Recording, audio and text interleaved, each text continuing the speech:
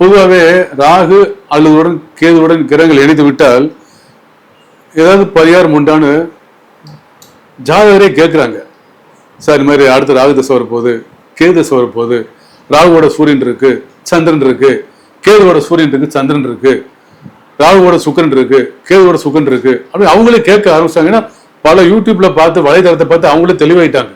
வரும்போதே இப்படி கேட்குறாங்க, சார் அடுத்து ராகுவோட கிரகங்கள் சேர்ந்துருக்கு, ராகுவோட கிரகங்கள் கேதுவோட கிரகங்கள் இருக்கு, என்ன பரிகாரம் பண்ணலான்னு கேட்குறாங்க. ரொம்ப சிம்பிள், எத்தனையோ பரிகாரங்கள் இருக்கு. அதில் ஒரு எளிமையான பரிகாரம். நீ என்ன பண்றீங்க, 3 வெத்தலை எடுத்துக்கிறீங்க.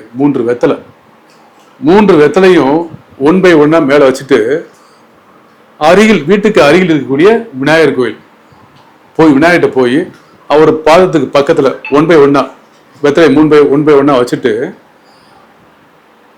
அது மேல 3 பாக்கு 3 சுருள் பாக்கு வச்சுட்டு அந்த வெத்தலை மேல சிறிதளவு வெண்ணெய் அப்படி உருகி ஓடக்கூடிய வெண்ணெய் அப்படியே கட்டியா வச்சிருங்க.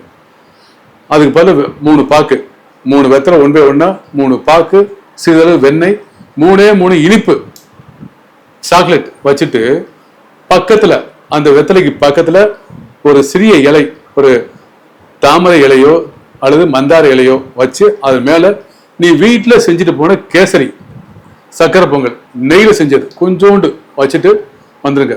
9 வாரங்கள் இதை செய்யுங்க.